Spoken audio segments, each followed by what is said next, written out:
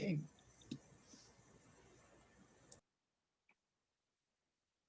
Good afternoon. I'm Dennis Galucki, and welcome to the 393rd Imagine Buffalo program, and another great virtual Imagine lecture hosted by the Buffalo and Erie County Public Library. Thank you so much for joining us today. This program is created by the ImagineLifelongLearning.com and Center for the Study of Art and Architecture, History, and Nature. Now we're going to start with our speaker shortly, but first, a little housekeeping. Everyone watching will be muted during our speaker's presentation, which will last about 15 minutes or so. We'll have time for questions at the end. If you do have a question, please type it into the chat box and we'll get to as many as we can. This program is being recorded. You'll be able to watch it again later on the library's Facebook and YouTube channel pages. As a reminder, we'll be here on Zoom every Tuesday at 12:30 p.m. with a great lineup of local speakers. Today is the 5th Tuesday of the month. Happens 4 times a year when we focus on the art of investing. We have 2 primary themes in the Imagine series. Today's will address the theme to imagine a healthy, wealthy, and sustainable community. Now, if we do that, then we have to imagine place-based lifelong learning. Today's featured speaker is John D. Hartman. J.D. Hartman of Signity Financial focuses on sustainable, responsible investing and provides forward-thinking financial strategies in line with client values. Founder and managing partner J.D. Hartman has worked in the financial industry for nearly 40 years, including in New York City as the senior managing director of the Wall Street investment firm Liebenthal and Company. In addition to his business responsibilities, J.D. is a community activist and leader with expertise in cooperatively owned businesses. He is past chair of the Lexington Food Co-op and current board chair of Urban Roots Cooperative Garden Center in the 5 Points neighborhood of Buffalo. He is also a founding member of the Sustainable Investment Forum and the Sustainable Business Roundtable. Now let's welcome J.D. Hartman. John? Thank you, Dennis. And thanks everyone for joining. I really appreciate it. You know, in the time of COVID, it's not often that I get to, gather with a group of people, even in virtual space. It feels good. So thanks again, Dennis, and all in attendance. Real quickly, I moved to New York City out of college, didn't know anybody, and didn't even I went to school in Colorado, so it's not even like I had a degree that had much meaning in the New York City area. And I went to work on Wall Street. My claim to fame is that my first work address was literally 40 Wall Street. So I literally worked on Wall Street, and I figuratively worked on the street for a better part of 2 decades. When I moved back to my hometown of Buffalo, I'm a Buffalo guy, grew up on Hodge over, just west of Delaware. And what I started to do when I came back is build my company, Signity Financial, in alignment with a venerable financial services firm, Equitable. And I've done that with partners. I'm going to introduce a partner in a minute or two, Mateo Escobar. But I do want to say that as we present today, and we throw around a few acronyms, and it's kind of a no-no in presentations. The acronym ESG, you may all know, stands for environmental, social justice, and open and fair governance. There's another acronym, SRI, and that's socially responsible or sustainably responsible investing. And then there's just RI, responsible investing. And then there's impact investing. They're all, for today, there's subtle differences. For today, they're gonna be used interchangeably, okay? And it basically, as Dennis mentioned in his introduction, refers to aligning our investments with our universally admired values around equity, equitable, fairness, inclusion, diversity, care and nurturing of our environment. Before I give the impression that somehow, I'm a bleeding heart liberal, a tree hugger, a crunchy granola guy, I'm all of those things. But I also, came of age as a young adult, and then my, formative years up to almost 50 years old working on Wall Street. I am all about taking care of our clients and their financial safety through optimizing returns. That's what I do. That's what I get up 6 days a week and go to work to do.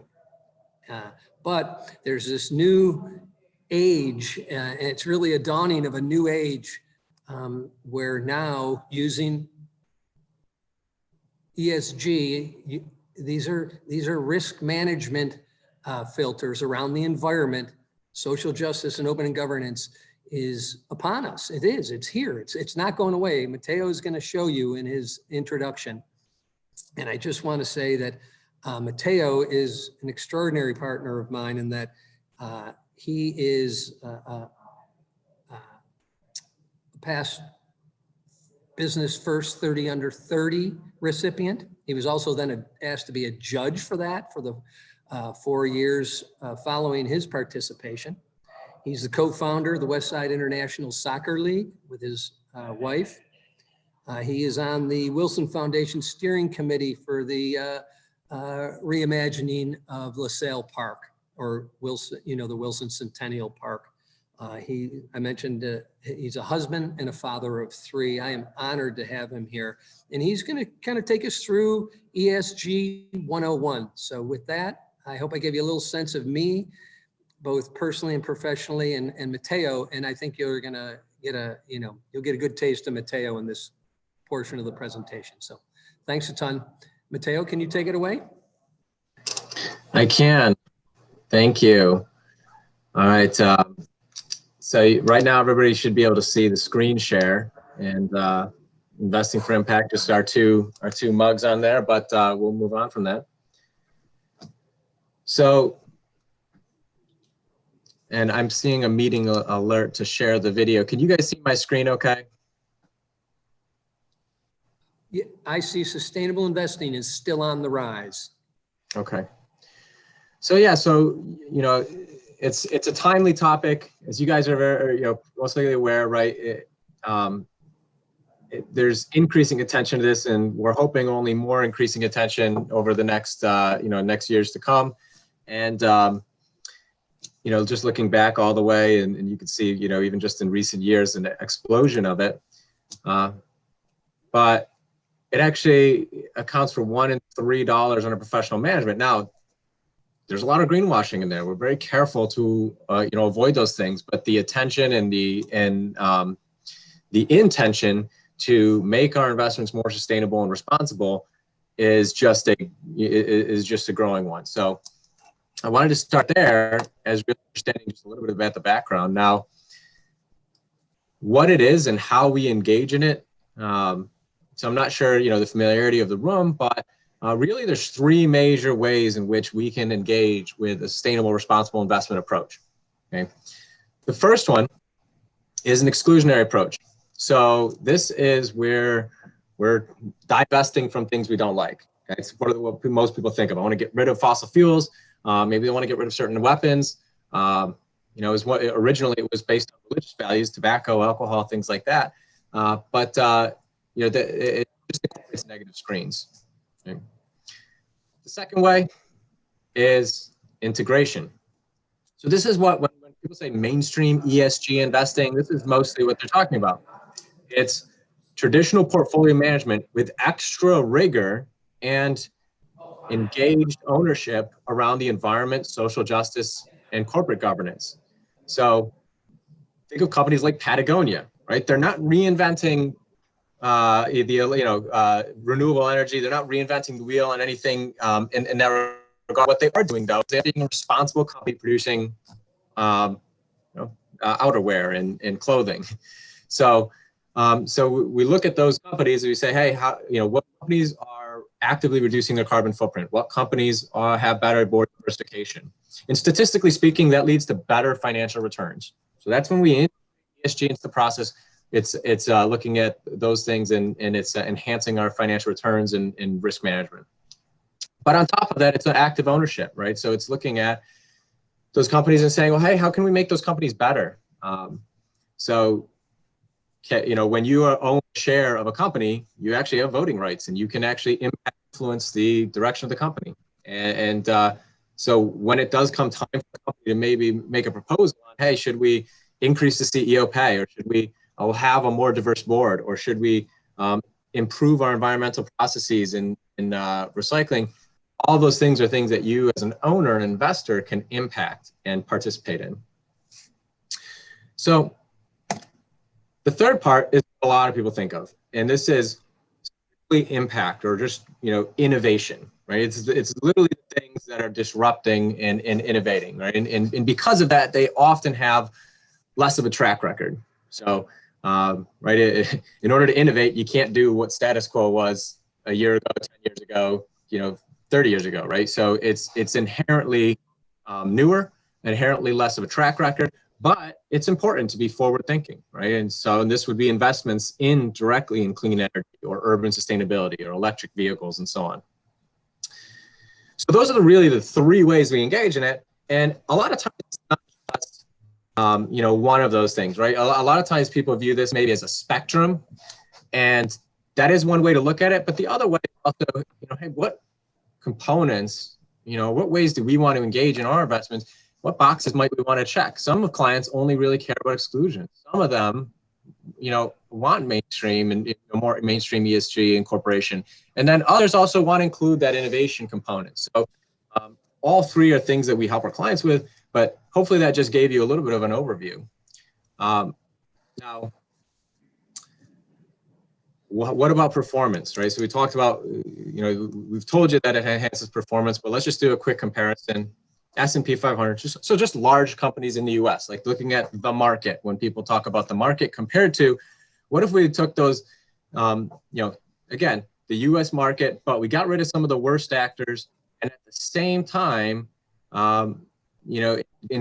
invested in some climate leaders. And what is it the result? Historically, you could see that the pink, or the socially responsible, ends up ahead of the non-socially responsible over here. Annualized returns are about 0.5% higher, almost 0.5% higher. And you can see over 30-year period of time. Not only that, but you actually cut your carbon footprint of that investment down to 1/3 of what it was. So, you can literally look up these statistics. The S&P has a carbon footprint 3 times of its equivalent socially responsible index. So JD, now we're gonna just take us to next phase of the conversation is what's your why? Thanks, Mateo. Before I get to this, I just want to recap the previous 3 slides that Mateo went through. He talked about this movement having burst on the scene in the last 3 years, maybe 5 years, and that's a really positive development. I'll give you a personal story. About a year ago, early last winter, a friend / client of mine who's a business broker called me to introduce me to his largest client. And here's how he started out. He said, JD, when you introduced me to this concept 15 years ago, I thought you were crazy. And then he said, and now here I am introducing you to my biggest client. So this has come a long way, baby, and it's a good thing. And that's what I'm going to get to when we get to that other slide. But on the second, the exclude, the integrate and innovate, I think that this stuff works. Divestiture from South Africa brought down the apartheid regime, period. You can talk all you want about things, but money is really what talks and walks. So excluding works, as does integration. There was a 5-year proxy battle led by the New York State Pension Fund and the Church of England and lots of other socially responsible ESG funds that made Exxon appoint the first woman to their board, and it was a world-renowned climate change scientist, the executive director of the Woods Hole Institute. So this stuff works. This investor activism, and then innovating. Everyone knows that right now, literally, that solar power and wind power is it basically to produce a kilowatt is the same price as fossil fuels. So this stuff works. And then the performance, but remember I said our first and primary responsibility in redundancy intended is to our clients' financial safety. Therefore, people come to us to help them invest their money so that they optimize their returns. And you can see that incorporating these ESG risk management analysis increases performance, period. So I just wanted to kind of put in my 2 cents as the old hand here. And Mateo, if you'd go to the next slide, I also would be a little bit remiss if I didn't talk about, look, I don't know if anyone saw my Another Voice column back, I think in June of this year in the Buffalo News. I am a big believer in capitalism. I came of age working in the bowels of capitalism on Wall Street. I think the only way that we can solve the world's problem is through capitalism, okay? But it needs to be redirected. It needs to be redirected. This is a picture of child labor in a cobalt mine in Central Africa, the country of Uganda. These young boys are working, okay? I just use this, but you know, I could use a photo of the proliferation of plastic in our oceans. I could use, you know, a photo of the, you know, chemical crescent down in the, you know, southeast of the United States. You know, I could use a photo of slave labor on commercial fishing fleets in the South China Sea. And I can go on and on and on. This is happening, and it's not just happening somewhere else in the world where it kind of trickles down to, or we are above, and feeding it with our capital is through our Vanguard funds, our Fidelity funds, our iShares. That there's, look, I'm not casting any stones from a glass house. I work in this industry, but they do not take into consideration the social carnage from our investments that also reduces their performance. So what we're talking about here is a win-win-win. We align our investments with our values, and we and our fellows will be more secure. There are other ways to mine cobalt. Matter of fact, we are so ingenious. Humankind is so ingenious. We can find an alternative to cobalt. We flew to the moon 50 years ago. I have a phone in my hand that is a macro computer that has over 100 times the technology in it than the entire Apollo space program had. We need to innovate, we need to integrate, and we need to exclude some bad players and start moving forward. We need to take control. We own these companies. The executives, it's not their piggy bank. When you own a stock, whether it's through a mutual fund or an ETF or whatever it is, you are an owner of that company. I believe we have a responsibility to act not virtuously, but the best we can, because this is a gray area. There's no perfect. But anyway, that's kind of my soapbox around this. I am passionate about this. I have committed my entire professional life to my clients' financial safety in the last 15 to 17 years to incorporating ESG or socially responsible investing into folks' financial lives. So anyway, that's about it, Dennis. I'd love to answer some questions. I hope some people are willing to challenge me on some of the facts, or if they have some, you know, they're curious and they just want to make a statement. I would love to hear from you folks. So thank you again, Dennis, and everyone.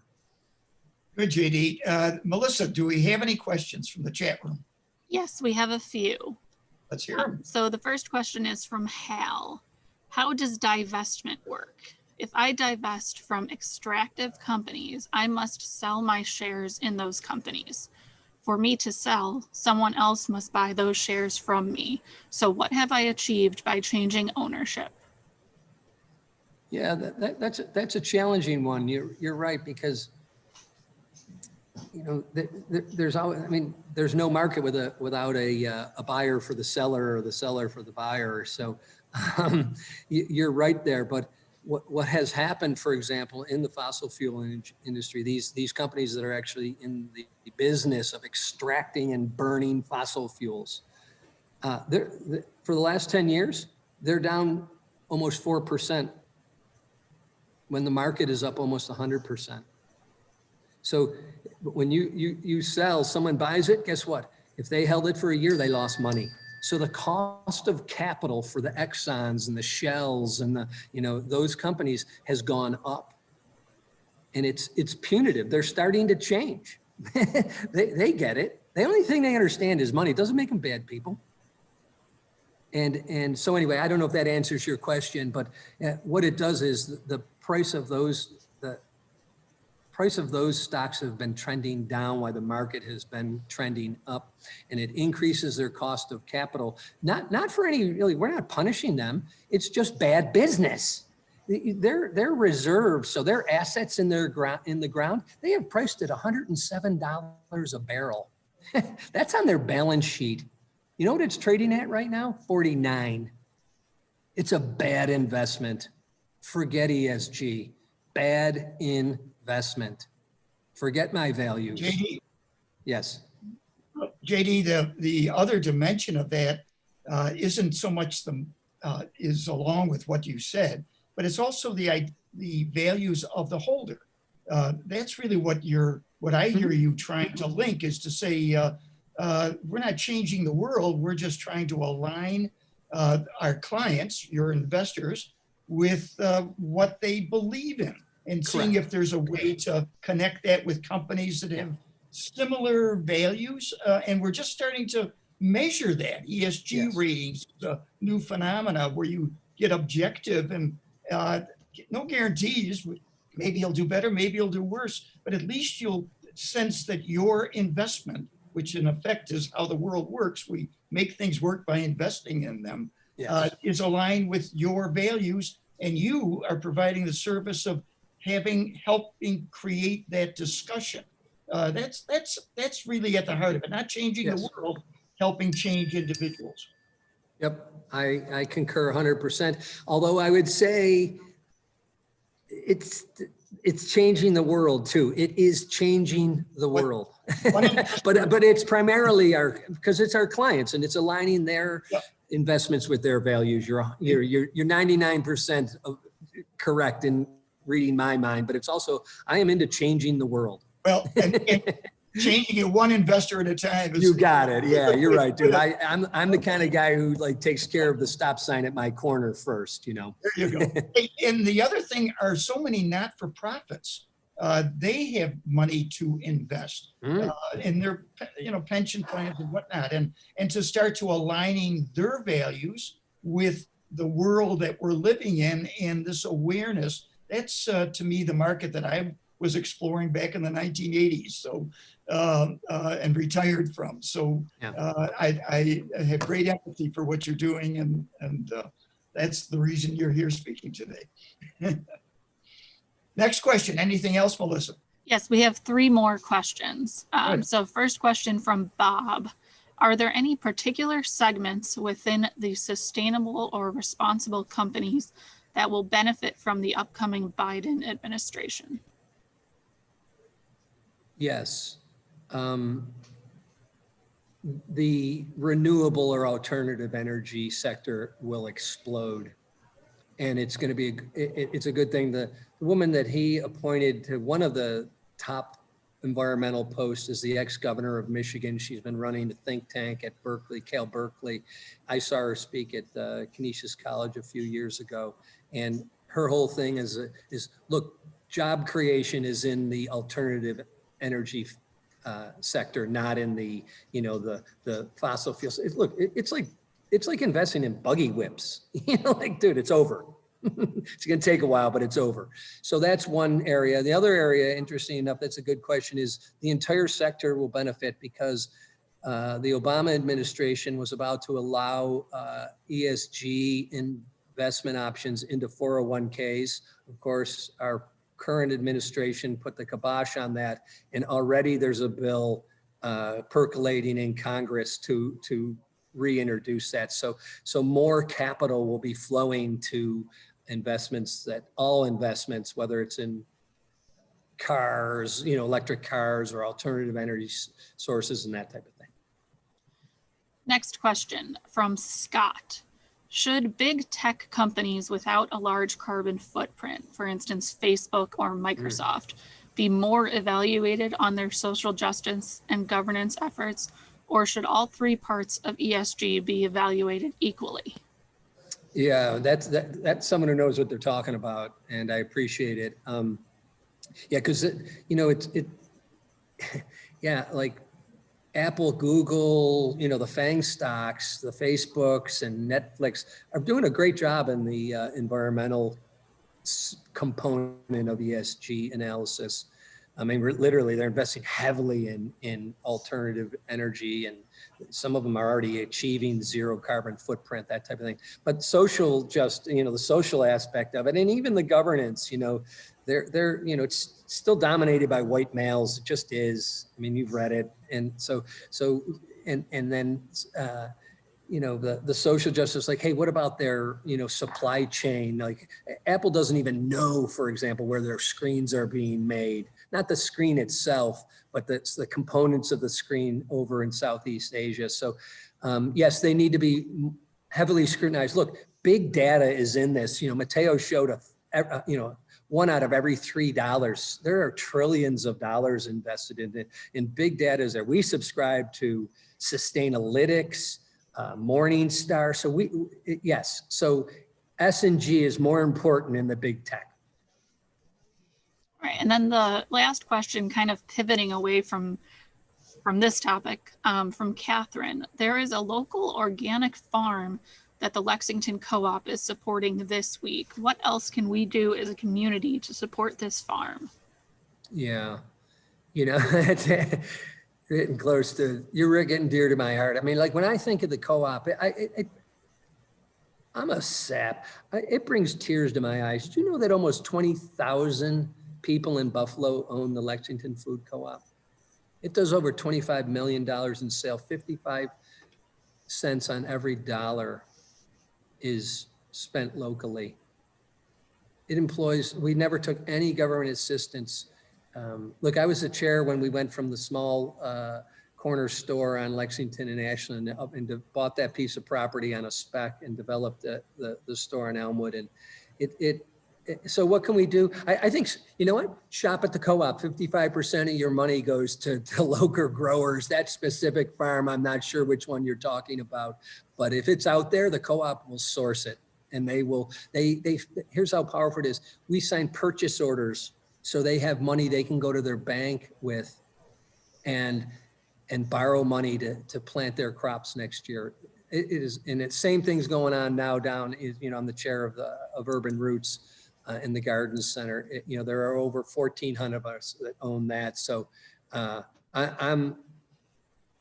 look, there's lots of forms of ownership. Private companies, all for them, love it.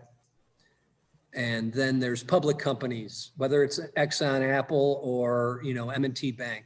And then there's another business, form of business ownership called cooperatives. Huge in the real estate market. In New York City, something like, you know, 20% of the real estate's owned cooperatively. So this isn't crazy stuff. I'm not a crazy man. I'm a red-blooded American who's a believer in capitalism. That doesn't. I'm not looking for more government regulation. I'm looking for shareholders, mutual fund owners, to take responsibility for themselves and align their investments with their values. That's what we do, so that they're more secure. My clients are more financially secure. That is my pledge That's what, as a fiduciary, that's what I have to do.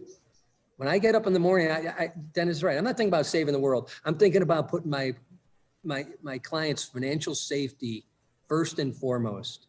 So anyway, can I get going or what? Anyway, that's it for me. Melissa, does that wrap up the questions? Yes, those were all the questions that we had. Hey, Dennis, people are welcome to call me. I can, if they, I would just to warn them to set aside some time because I am a talker, but I would love to hear from anybody. And same with Mateo. He runs our planning team. He also heads our risk management, around long-term care and those type of risks that people encounter along the way. So you can call either one of us. We'd love to hear from you. And give that phone number real quick. Sure. My direct is 474-4623. 474-4623. And Mateo's is 536-0944. And once again, thanks everybody. Thank you, Jan, Mateo, both. This fifth Tuesday Art of Investing was designed to connect with a class that I've been presenting for last dozen years at Chautauqua every Monday at their library right in the middle. It's accessible and free to anybody that wants to just come to the class. There's no fees to get in the gate for the library. So that's on Mondays, typically at 4 o'clock. Hopefully this coming summer, we'll get back to a live presentation. And I record all of that. You can go to Chuck Lacusa's website, buffaloah.com, and you'll see the center and the Art of Investing. And you can listen to those recordings for since 2010. If you want to hear thoughts that I try to develop and listen to the people that go to Chautauqua and have quite a bit of experience. And I simply try to share that under the theme, the Art of Investing. So thank you folks for joining us today. Our last program of 2020. Join us next week, Tuesday, and next year, same time, same Zoom link when we talk with and hear from Lucy Connery, the Executive Director of the Wellness Institute of Greater Buffalo and Western New York. I'm Dennis Galucki. Be well, have a good day, and have a happy new year.